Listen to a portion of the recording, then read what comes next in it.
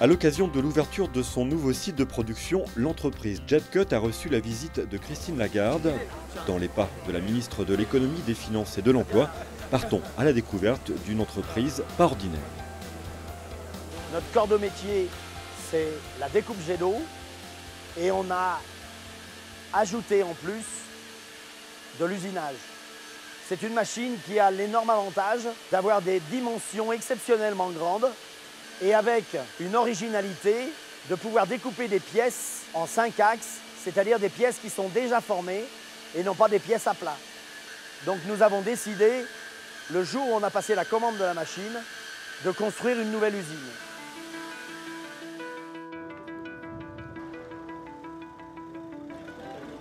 Bonjour Laurent.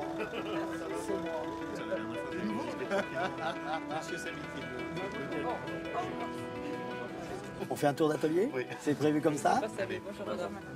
Véridique, hein. Véridique. Allez, je suis. Allez. Là, c'est des grosses pièces découpées au jet d'eau. L'avantage du jet d'eau, c'est qu'on peut découper absolument tous les matériaux. C'est-à-dire que là, c'est de l'aluminium, Ouais. on peut découper du titane, on peut découper du carrelage, on peut découper de la pierre, du bois, du papier, du textile. Le fait de pouvoir tout découper du jet d'eau, on a une facilité de trouver des clients aux 4 coins de France et dans toutes les branches Quelles que soient les d'activité. bases. Oui.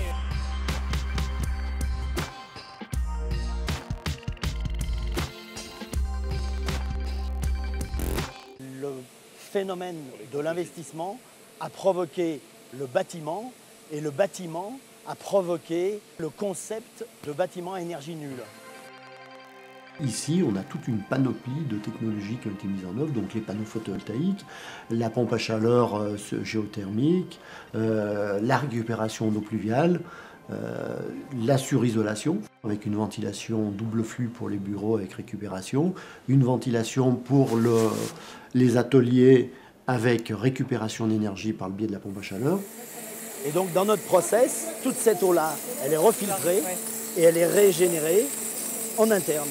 C'est-à-dire qu'on a refait une station d'épuration et donc on utilise notre eau à nous, C'est génial. plus les eaux de récupération d'eau de pluie. Mais alors ça, c'est parce que vous aviez le souci de ce recyclage permanent. Ah oui. Ouais. Et là, Paul a, je pense, une voire plus de longueur d'avance sur bon nombre d'industriels, c'est qu'il se projette toujours dans le futur et il se dit je prépare l'avenir en investissement dans ce domaine-là, en minimisant mes consommations d'énergie, mes consommations d'eau, parce qu'à l'avenir, ce seront des matières ou des denrées qui seront chères, qui seront rares et donc chères. Et il a vraiment une longueur d'avance sur nombre d'industriels. Et donc voilà, je me suis lancé dans un BTS en alternance, Ouais. industrialisation des produits mécaniques. Il y en a pour combien de temps encore? Il y en a encore jusque je finis en juin. Juin 2010. Voilà, ouais, D'accord. en 2010. Donc après, vous avez le BTS plus une vraie expérience de terrain. Voilà, exactement. Il y a une chose, moi, qui me réjouit en venant ici et en rencontrant un chef d'entreprise de talent, inventif, déterminé, sur un secteur un peu inattendu. On n'imaginait pas dans un premier temps que l'eau servirait ainsi à fabriquer, à usiner des pièces d'avion critiques pour l'A380. Moi, ce qui me réjouit, c'est de constater que il y a de l'investissement, il y a de l'industrie, il y a de l'emploi, il y a l'utilisation des techniques de formation en alternance qu'avec Laurent on pousse tant qu'on peut pour que des jeunes apprennent le métier en étant à la fois dans une entreprise où ils apprennent les gestes du métier et puis ensuite en centre de formation.